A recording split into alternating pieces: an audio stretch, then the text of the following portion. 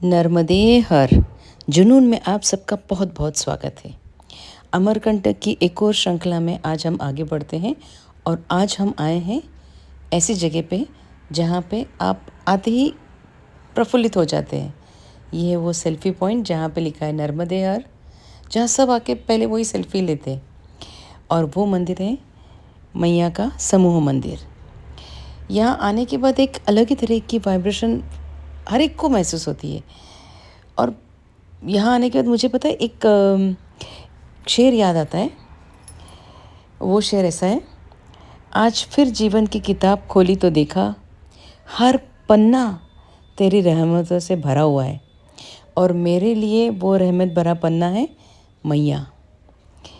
वो मैया जो असंभव को भी संभव कर देती है, असाध्य रोगों को ठीक करने वाली, धनहीनों को धनवान बनाने वाली, खोई प्रतिष्ठा को दिलाने वाली।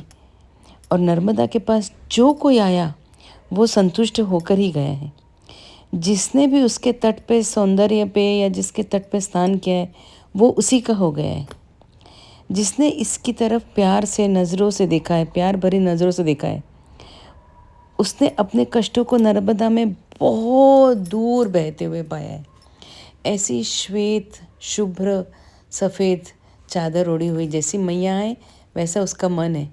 वैसी सफ़ेद शुभ्र ढकी हुई मैया आने के बाद ही यहाँ का वाइब्रेशन ही अब अलग ही लगता है। पूरे मंदिर में सफ़ेद है।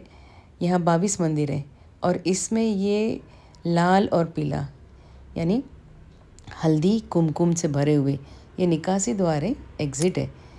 और यहाँ से पीछे से जब मैं गई तो यहाँ पे एक सामने मंदिर नहीं बोल सकते, दो ऐसी छोटी छोटी ये एरिया है ना, यहाँ जो दिख रहा है अभी एरो पे, ये है एंट्री।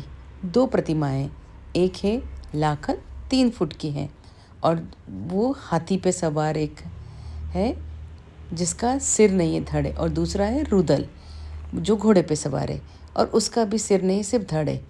यहाँ पे आश्चर्य से मुझे समझ में नहीं आया तो मैंने पूछा उनको कि यहाँ पे क्या है, ये ऐसे क्यों है जिनके सिर नहीं है, धड़ है।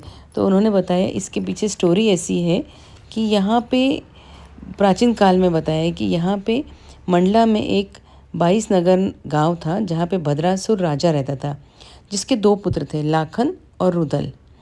एक हाथी पे है वो लाखन और घोड़े पे सवार है वो रुदल है।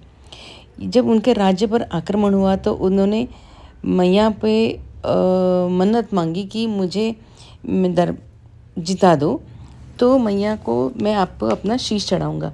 और जब मेकल दरबार में आए तो उन्होंने अपने शीश चढ़ाए। ये रूप में प्रस्तुतिकरण करने के लिए बिना सिर वाले सवार पाप करते हैं, ऐसा बताने के लिए यहाँ पे 2 ऐसी प्रतिमाएं बनाई हैं। और ऐसा भी कहा जाता है कि इस परिसर में ये जो हाथी लखन और उदल घोड़ा है, ये जो प्रतिमाएं हैं, ये औरंगजेब के शासनकाल में खंडित कर दी गई थी। तथ्य जो भी हो, हम बहुत खुश थे क्योंकि मान्यता के अनुसार हमारे पाप कट गए थे और हम पापी दुनिया में जाने के लिए तैयार थे। नर्मदे हर।